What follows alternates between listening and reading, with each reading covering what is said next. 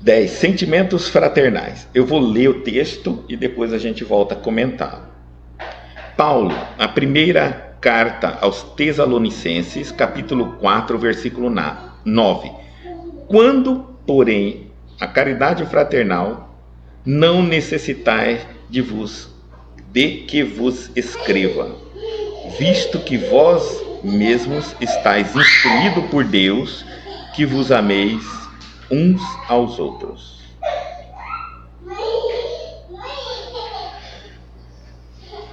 Forte contrassenso que desorganiza a contribuição humana. O divino edifício do cristianismo é o impulso sectário que atormenta enormes fileiras de seus seguidores. Mais reflexão, mais ouvidos ao ensinamento de Jesus, e essas batalhas injustificáveis estariam para sempre apagadas.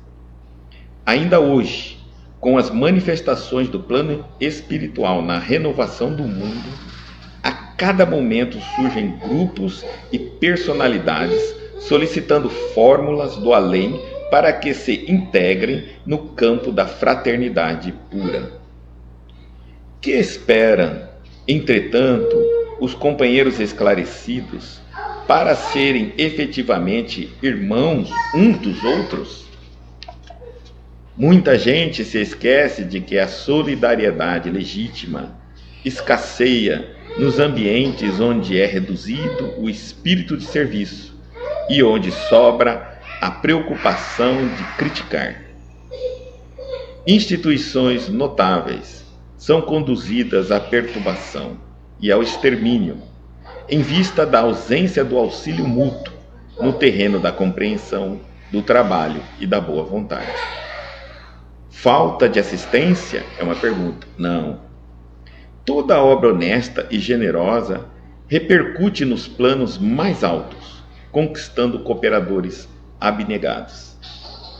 Quando se verifique a invasão da desarmonia nos institutos do bem, que os agentes humanos acusem a si mesmos pela defecção nos compromissos assumidos ou pela indiferença ao ato de servir, e que ninguém peça ao céu determinadas receitas de fraternidade, porque a fórmula sagrada e imutável permanece conosco no amai-vos uns aos outros.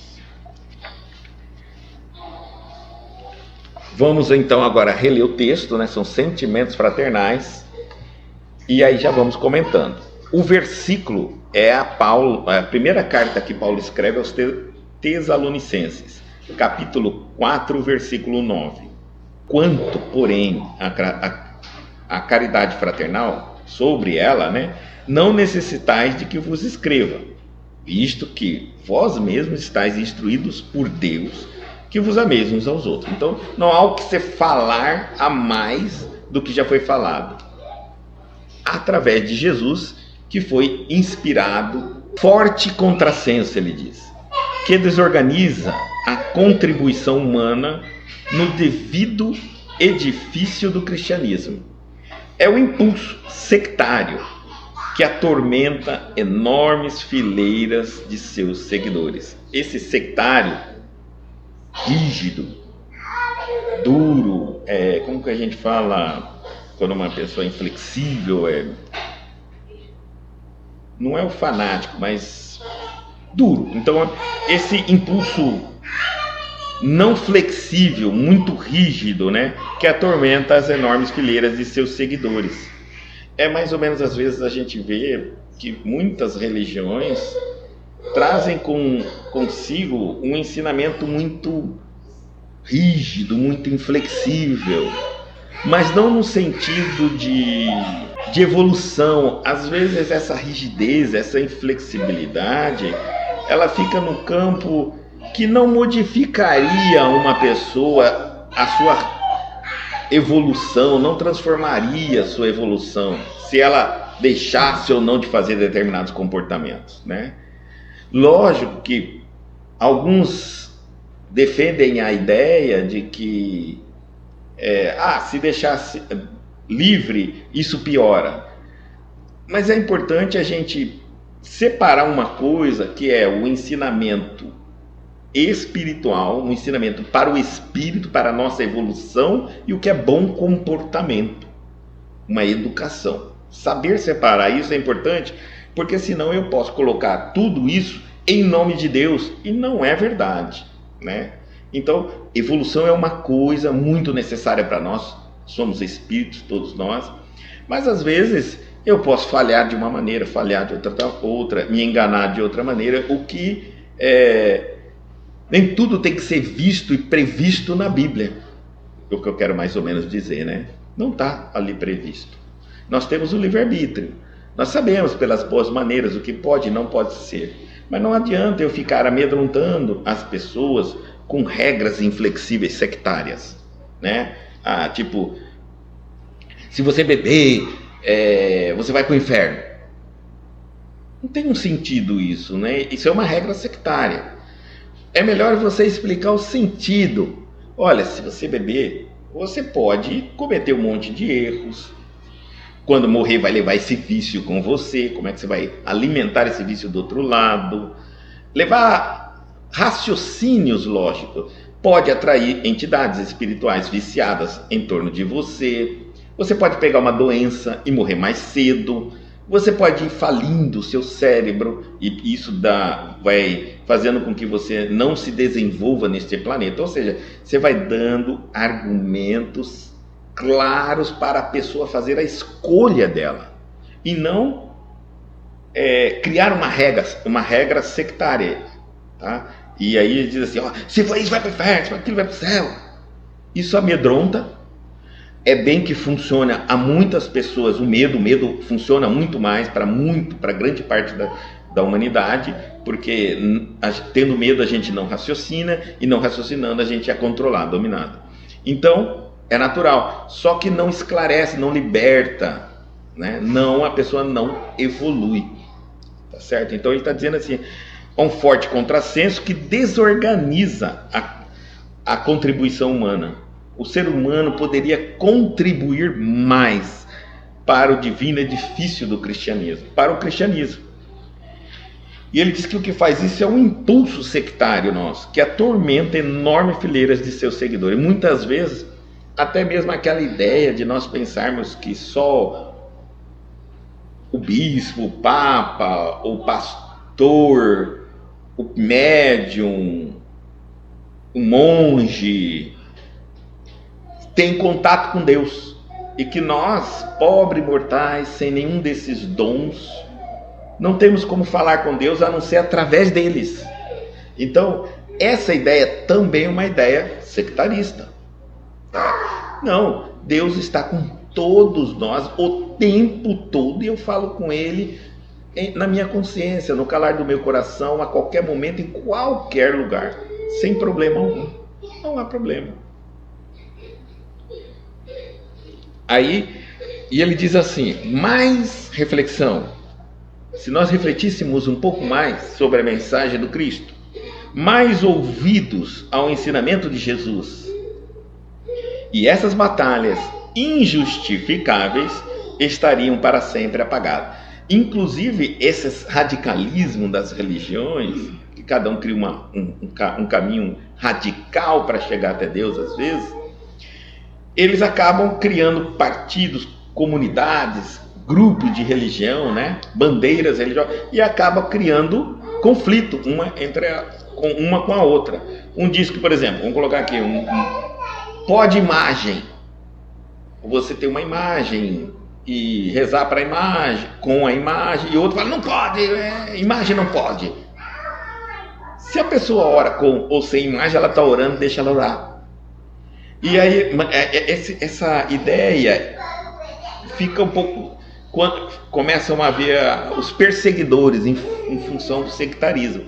Então, se um daquela comunidade, daquela determinada religião, que não pode orar para a imagem, quer orar para a imagem, ele se sente perseguido por causa do sectarismo.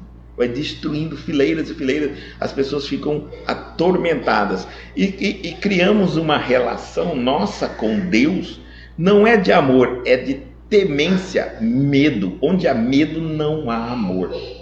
Amor e medo são coisas absolutamente distintas. Quanto mais você ama, menos você tem medo. Quanto menos você ama, mais você tem medo. Certo?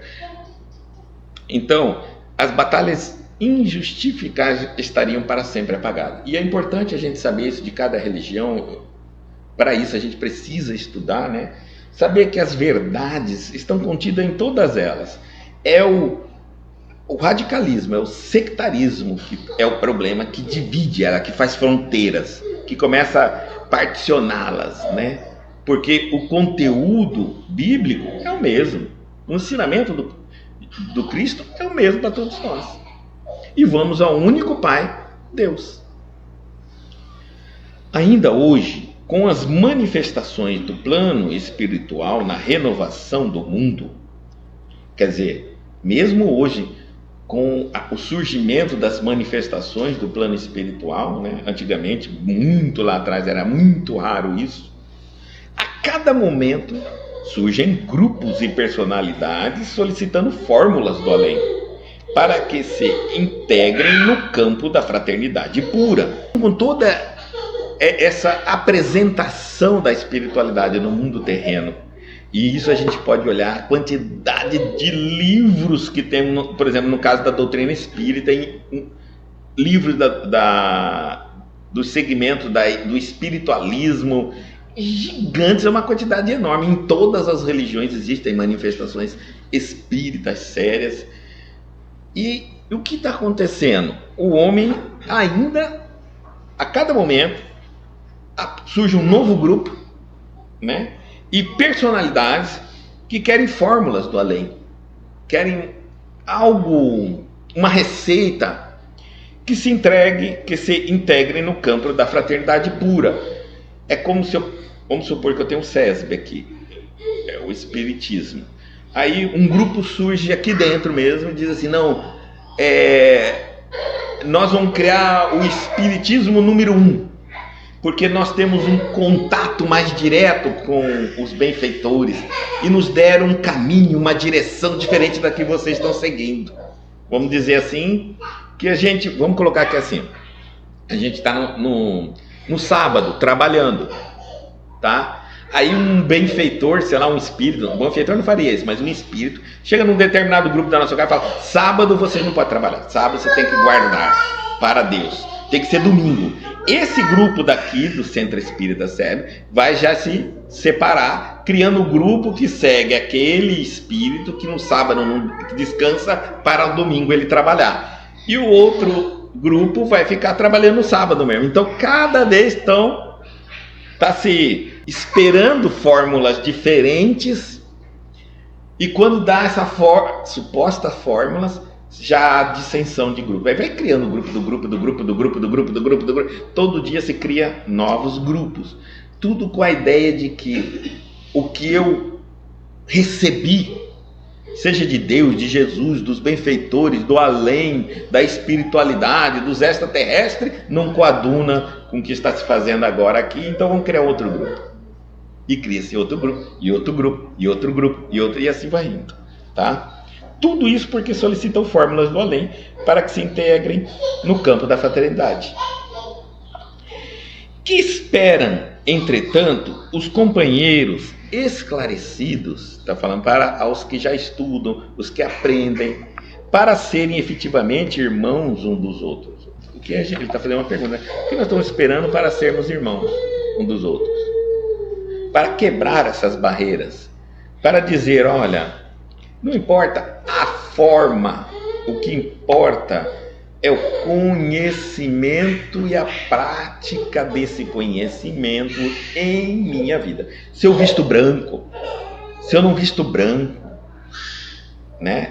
Se eu visto branco, eu não tenho mais luz de quem não veste branco. Se eu acendo vela, eu não sou mais santo de quem não acende. Se eu não carrego uma estátua, um negócio, eu não sou melhor, mais desenvolvido do que quem carrega. Enfim, será? Essas artimanhas criadas é que nos separam. Mas o conhecimento é o mesmo. E o Cristo é o mesmo. Muita gente...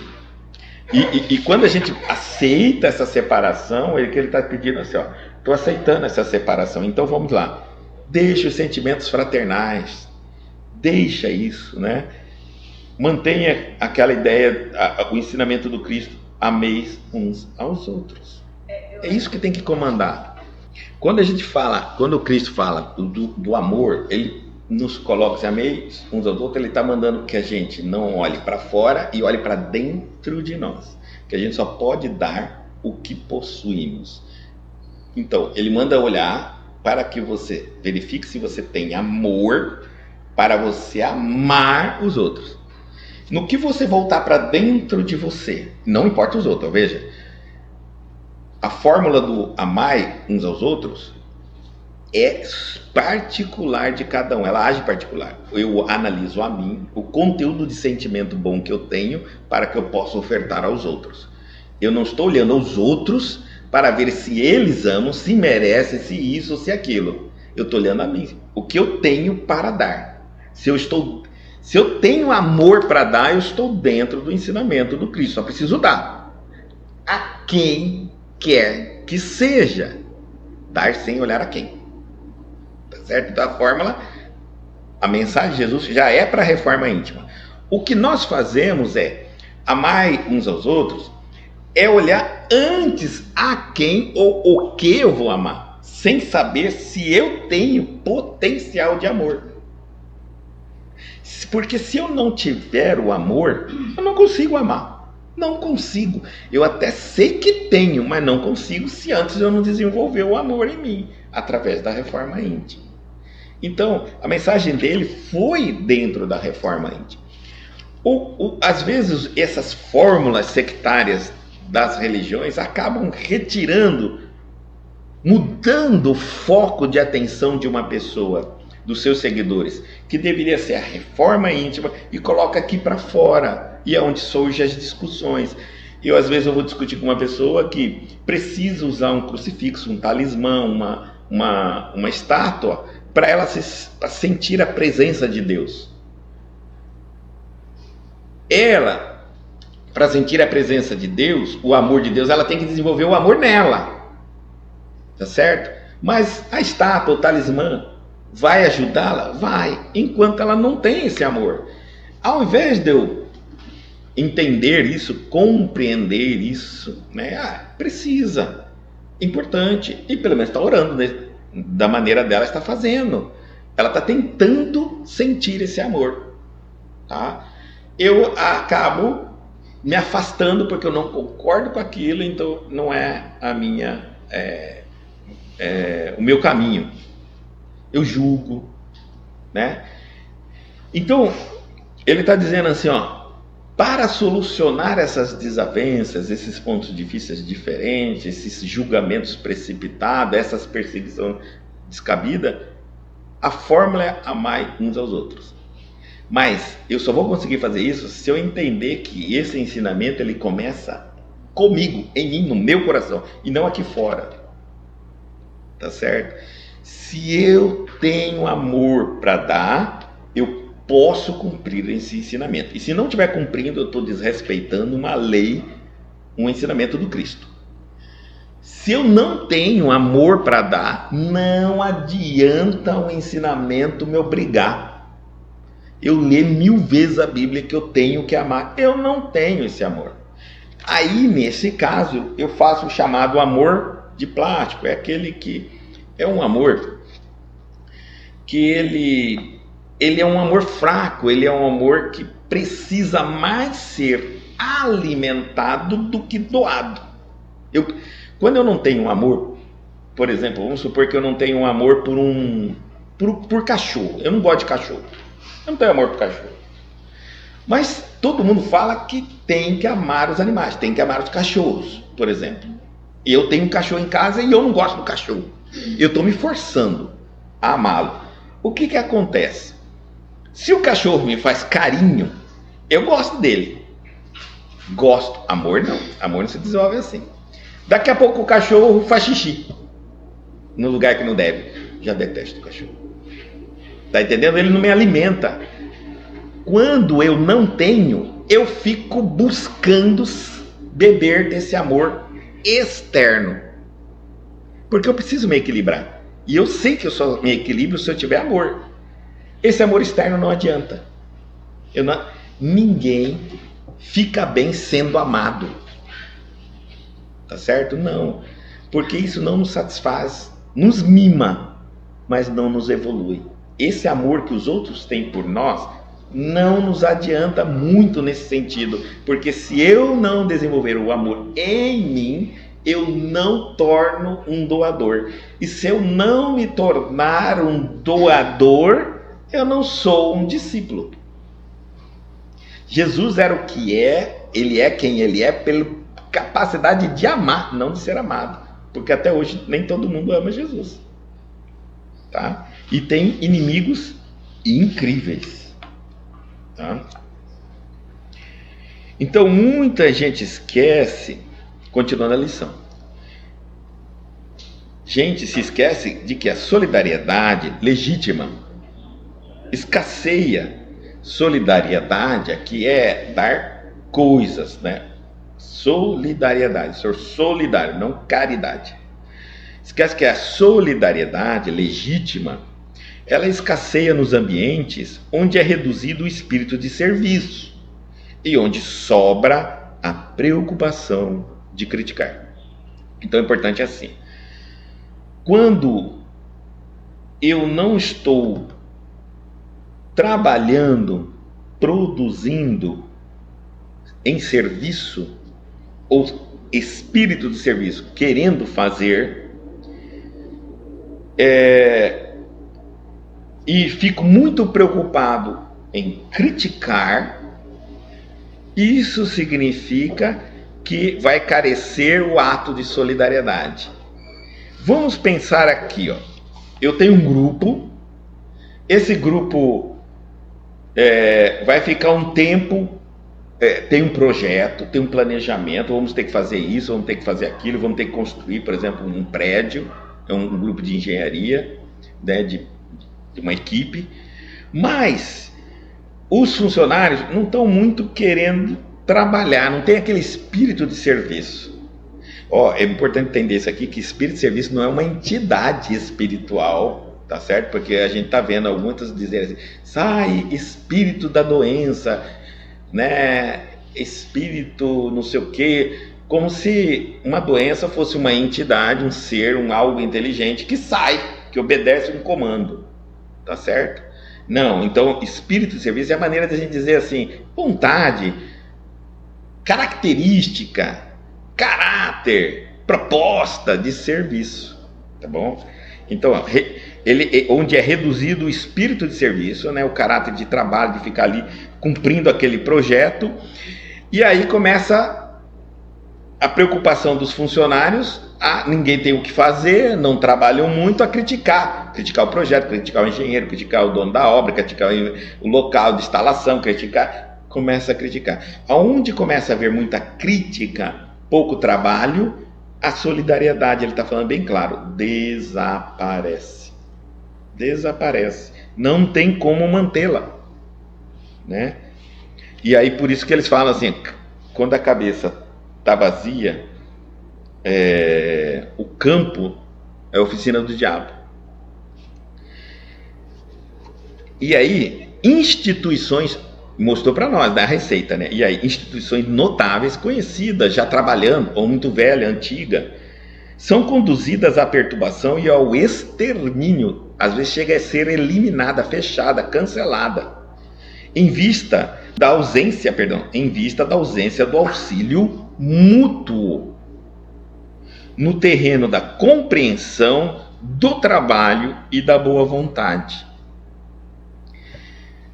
Bom, o que mais a gente verifica é que muitas vezes um determinado agrupamento religioso ele cresce, mas ele cresce no sentido de seguidores. Alguns se tornam trabalhadores e de repente aquele grupo também fica grande, o grupo de trabalhadores, e está indo tudo bem, de repente aquilo mina, diminui. Como se fosse uma caixa d'água que você abre um tampão e a água vai embora e pronto, né? Aí começa tudo de novo e assim vai indo.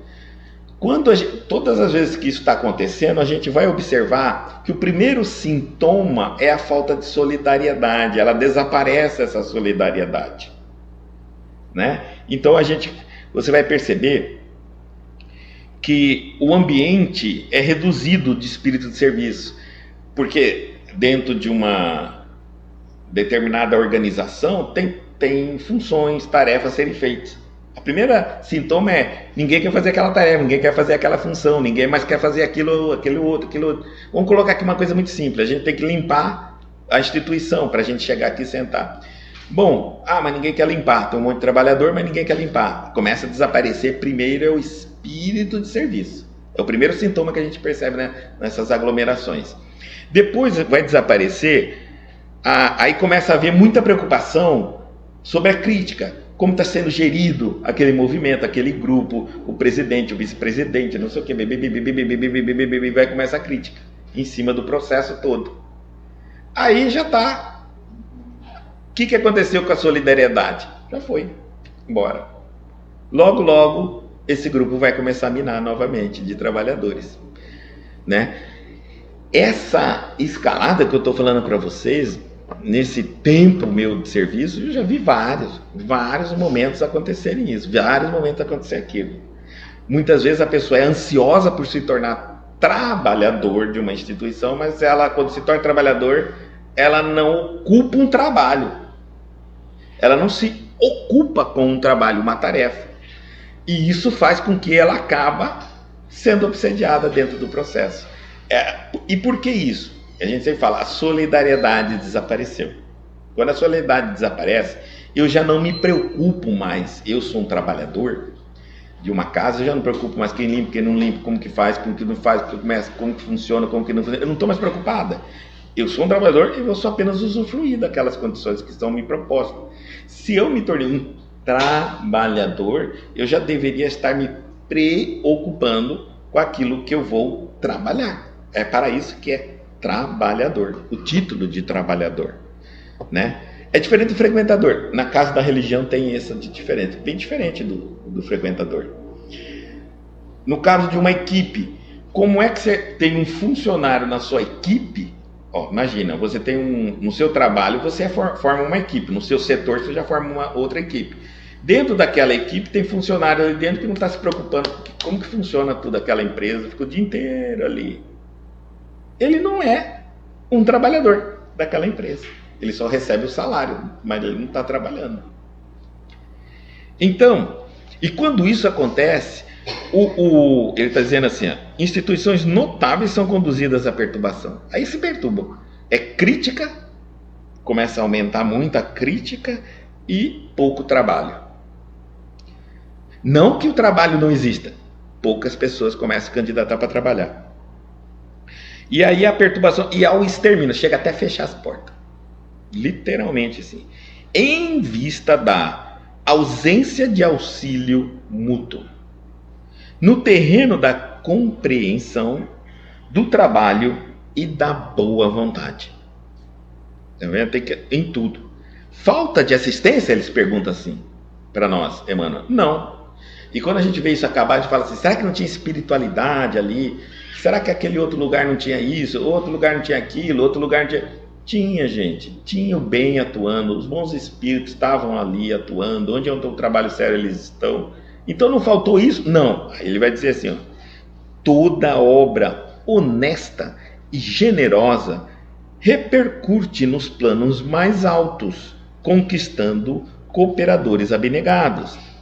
A gente não começa um grupo porque um benfeitor, fulano de tal, apareceu e mandou abrir o grupo. Não. Você começa um grupo trabalhando, sério, honesto, dedicado, e vai conquistando com o passar dos anos, vão vindo-lhe os testes necessários, você vai conquistando a presença, o amparo do plano espiritual mais alto. É o inverso. Muitos de nós queremos que primeiro tenha um médium para depois abrir, por exemplo, no caso do espiritismo, um centro espírita. Não, às vezes você abre um centro espírita. Pronto. E vai trabalhando, correto, sério, honesto. E esse centro espírita vai receber assistência mais alta assim que passar pelo tempo devido, pelos testes que eles precisam ver, se a coisa vai funcionar.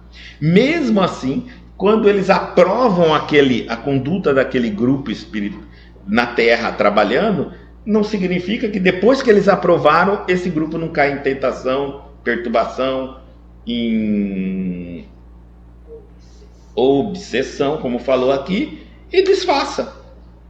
Pode ser que pode estar lá, recebe um grupo trabalhando há 40 anos de dedicação, recebe agora o pronunciamento de Bezerra de Menezes no grupo. Não significa que aquele grupo da manhã, depois de receber a presença do Dr. Bezerra de Menezes, não começa a se decair.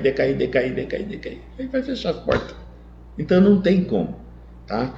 Mas eles estão dizendo assim, não é falta de assistência, não. Aí ele diz assim, que toda obra honesta consegue tocar o sininho lá do outro lado, lá no mundo espiritual, e dizendo, estamos aqui, passamos um teste 1, teste 2, teste 3, teste 4, estamos indo, né? Tem que dar tempo ao tempo.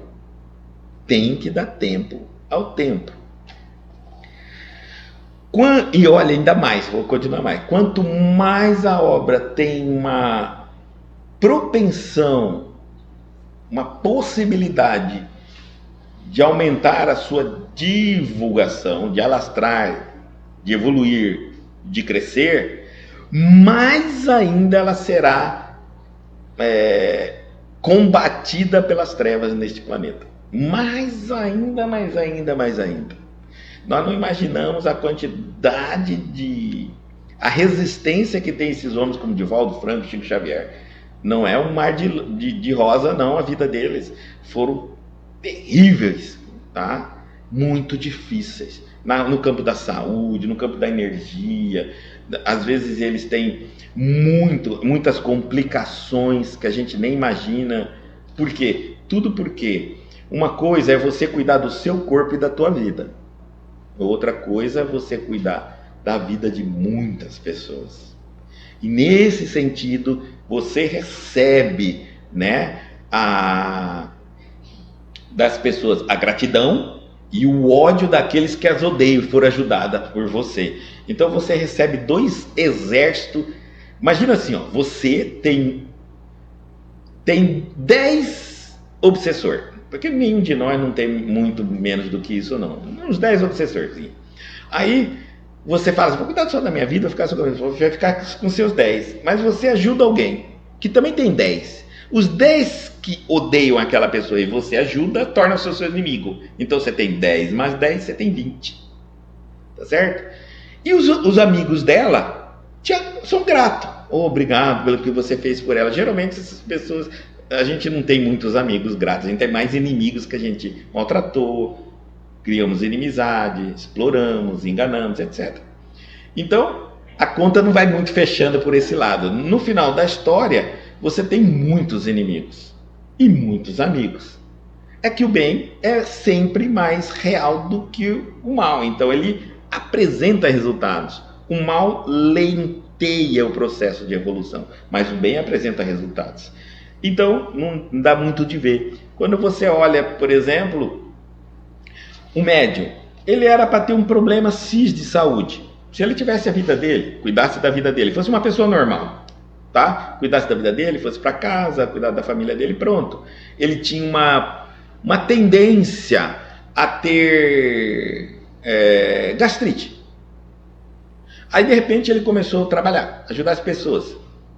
E de repente os espíritos que inclusive dando sintoma em outras pessoas com gastrite, vai se aproximar com o ódio do médium e a tendência dele ter gastrite, ele poderia ter ou não, vai ter porque agora ele está ajudando uma pessoa a qual está ligada a esse problema. E assim vai indo, gente. Então por isso que a gente vai ver os médiuns, eles realmente pastam. E é importante o médium entender isso, é importante ele não querer correr disso, porque é pastando que eles aprendem. A gente aprende assim, sabendo que não somos o máximo, o tal, o poderoso, e que vamos aprender um tapinha de cada vez, de cada forma, para a gente entender o sofrimento humano. Porque senão o médium seria muito vaidoso, estaria muito longe do sofrimento humano. Se houvesse um benfeitor, um anjo, que nada acontecesse de mal para ele, ele nunca entendia o sofrimento da humanidade. Então ele não tem essa proteção. Tudo que tem que acontecer na vida dele tem que passar. Vai piorar um pouquinho mais, porque a casa dele muitos usam e ninguém limpa, só ele vai ter que limpar. Então é assim que funciona o bem e a caridade neste planeta. É importante eu entender isso, tá? Então, quando a gente vê, quando se verificar uma invasão da desarmonia nos institutos do bem, que os agentes humanos, nunca vamos levar para a espiritualidade, foram os espíritos, né? Não, que os agentes humanos acusem a si mesmo pela defecção, abandono, nos compromissos assumidos ou pela indiferença ao ato de servir. Duas coisas acabam impondo o fechamento de uma instituição luminosa, seja de qual religião for. Um é o abandono dos próprios cooperadores ao serviço, né? Aí começa, ninguém mais tem tempo, ninguém mais quer fazer, ninguém mais consegue, e etc, etc, aquelas coisas todas. E seja, o serviço, fica muito serviço para fazer, poucas pessoas fazendo. Segundo, indiferença ao ato de servir. Eu não me sinto mais realizado em servir. Eu quero só ser servido. E aí eu acabo sendo um trabalhador que é o frequentador, por exemplo, que tem a personalidade de um frequentador e não de um trabalhador. Que a diferença é exatamente essa: um vem para servir, o outro vem para ser servido. Natural, tá bom? E quando isso acontece, isso ele está falando aí, nós estamos falando aqui de um grupo de abnegados, de trabalho, mas isso acontece até em todos os grupos. Família, vamos colocar aqui, tira a religião, vamos colocar na família. Não tem ensinamento particular. O pai tem uma função, a mãe tem uma função, os filhos têm uma função dentro de casa. Um deles abandona o seu posto de servir, não quer mais servir, porque se ele tem um posto, ele tem uma obrigação, ele tem que cumprir aquela obrigação. Está cumprindo? Não, então ele abandonou o posto. Cadê? Ele acusem a si mesmo pela defecção nos compromissos assumidos. Ele assumiu o compromisso como pai, como esposo, a esposa como mãe, como esposa, e o filho como filho. Em algum momento começou a haver o abandono desse compromisso. E aí vem indiferença pelo ato de servir. Aí o que acontece? Eu começo a ficar distanciado. Eu já não estou mais nos momentos importantes da família. Eu não quero mais servir. Eu não quero mais estar lá. Não me importo mais com aquilo.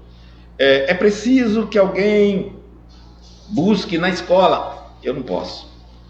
Tem um aniversário. Eu não vou estar naquele aniversário. Eu tenho que fazer tal coisa. A família passa a ser algo secundário. E nesse momento, já está indo para o beleléu. Já entramos nisso aqui, ó, gente. Reduzido espírito de servir e preocupação de crítica. Se você pegar qualquer um desses membros dessa família que já está assim, né? Você vai ver que o marido critica a esposa critica o marido da esposa critica o filho critica o pai, critica a mãe. Já estão assim, afastados. É um grupo. Coloca isso dentro do trabalho, a mesma coisa. Eu tenho um grupo, esse foi o que a gente deu como exemplo de engenharia. Eu quero construir uma casa, tem engenheiro, tem pedreiros, mestre de obra, eu tenho um monte de profissionais, pintores. E de repente eu não quero mais fazer o meu trabalho, né? O servente não quer estar com moleiro, não quer pegar areia, não quer fazer o cimento. O pedreiro já não quer mais fazer tantas de parede. E aí eles começam a criticar a forma que o engenheiro trabalha, e assim vai indo, e vai destruir aquele grupo. Não vai ter um grupo de engenharia, não vai ter um grupo de família, não vai ter um grupo de religião, tá? Então, só que quando isso acontecer, ele está falando assim, falta de assistência? Não. A família tem assistência, o grupo de trabalho tem assistência, O grupo da casa religiosa tem assistência, tudo tem assistência, tudo tem um amparo de Deus. Mas aí ele está falando assim, verifica a invasão, quando você vê essa invasão, verifica se os agentes humanos. Então, o maior problema dos grupos, das organizações, são seres humanos, não é o plano espiritual. Porque o plano espiritual tem auxílio, tem ataque dos espíritos também, não estou tirando isso, tem e muito, mas o problema é a pecinha humana. Ela aceita a sugestão do mal e começa a dar uma de mole para as sugestões do bem. Ai, não estou conseguindo, não sei fazer, ainda não dá, está doendo, não consigo, e vai alimentando a paralisação. Ela vai parando, não mais se preocupa com como as coisas continuam sem ela, porque imagina você está na sua casa, seu marido e seu filho, e aí você tinha uma responsabilidade de levá-lo para a escola, as crianças, você saía, levava na escola e voltava, simples, né? E sua esposa, por exemplo, estava em casa ainda. De repente você falou assim, não vou mais fazer. Olha a frieza que você decidiu, como se só fosse você. Não vou fazer. E vai para o seu serviço. Você nem está se preocupando. Quem está levando as crianças à escola, uma vez que você não está levando? E aí, às vezes, você ainda critica se as crianças estão faltando na escola. Por exemplo, estou dando uma ideia aqui, né? Então, quando eu estou num determinado grupo e deixo de cumprir o meu compromisso e passo a criticar aquele grupo, eu já perdi totalmente o espírito de solidariedade. Acabou. O grupo vai ser desfeito, ele vai ser rompido. No canal Brasil, é um canal, né, Brasil Paralelo, o filme Oficina do Diabo mostra exatamente esses pontos, onde o mal sugestiona. E o pior do que, gente, é isso. Minha família foi destruída, o grupo religioso foi destruído, o meu grupo de trabalho foi destruído, culpado é o mal. E o mal fala, eu não tive culpa de nada não. Eu só fui 1 dia, 2 dias, sugeri uma coisinha para cada um, todo mundo aceitou e cada um ficou fazendo e foi embora. Faz tempo que eu não volto lá. Vocês aceitam as sugestões, tornam-se autores e se autoconduzem. Depois, quando dá coisa errada, vocês dizem que é a gente. Por que você não parou? Quando eu te dei a sugestão, você podia dizer, não quero fazer, não concordo, não acho certo, isso é desonesto, isso não vale a pena. E pronto. Simples assim. Mas depois que vocês assumem o compromisso, passam-se autores, autocondutores. Se der certo, vocês vão dizer assim, eu consegui. Se der errado, é o diabo, é o mal, é ele que é o problema de tudo. Então eles vão nos mostrando exatamente isso. Onde nós estamos deixando? E aí eles dizem assim, e que ninguém peça ao céu determinadas receitas de fraternidade. Não tem. Porque a fórmula sagrada e imutável permanece conosco. Amai-vos uns aos outros. Essa é a fórmula da fraternidade. Tá certo? Não tem outra fórmula.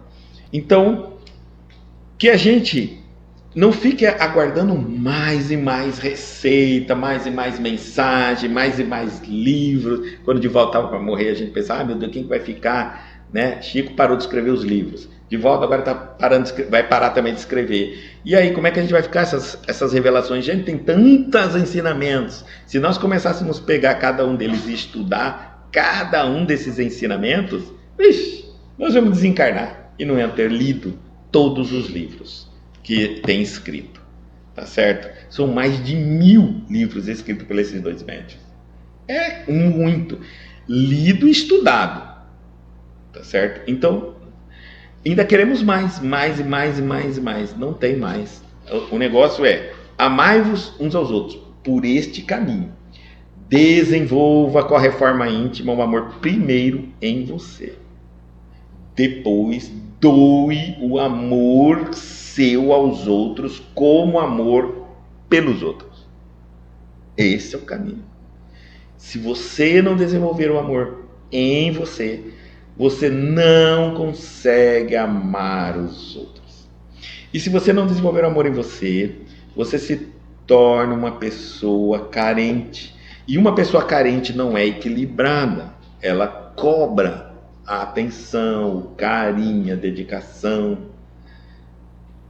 Isso é importante.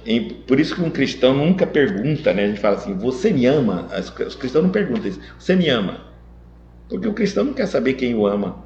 O cristão pergunta sempre a ele mesmo, eu amo? Eu amo?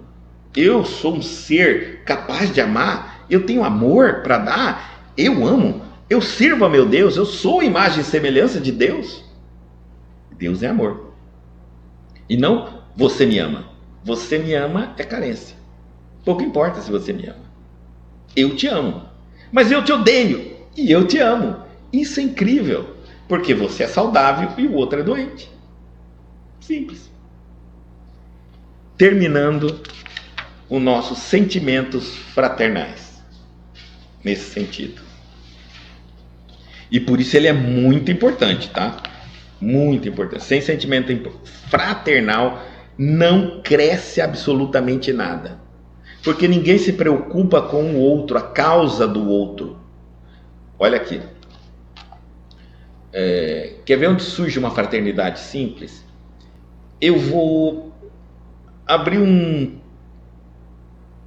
uma escola. Vou abrir uma escola. É só eu que estou pensando nisso. Eu acho que eu vou ensinar crianças a pensarem, a ser livre, a filosofias da vida. Vou fazer isso. Pronto. Aí eu conto isso para alguém. Essa pessoa fala, boa ideia. E nela desperta o sentimento de fraternidade. Olha, solidariedade. É quando ela começa a preocupar-se mais. Ela já pega a ideia e já se preocupa com situações que o sonho não era meu, vai enfrentar.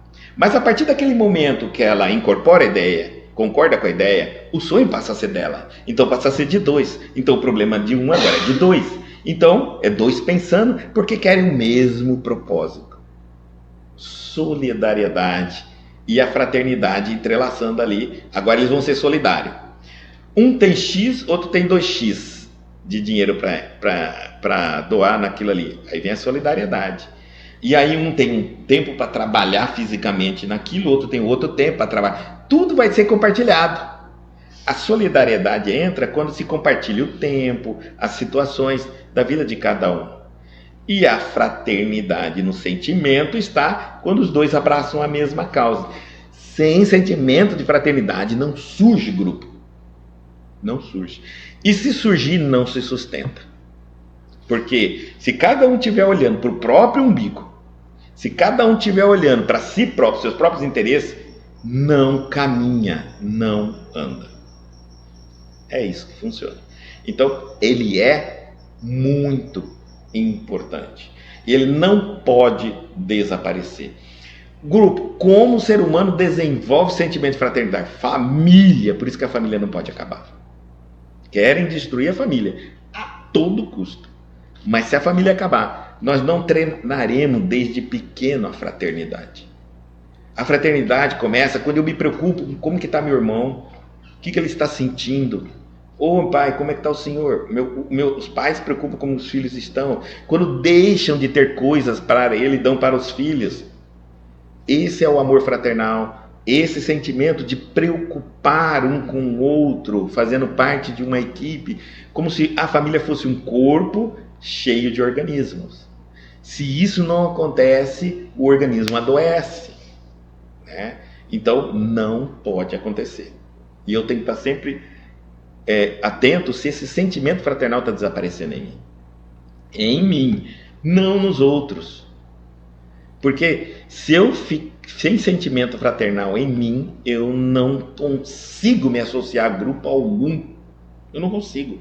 Porque eu só preocupo comigo, o meu umbigo, meus pensamentos, meus sentimentos, minhas atitudes, minhas causas. e não é fraterno.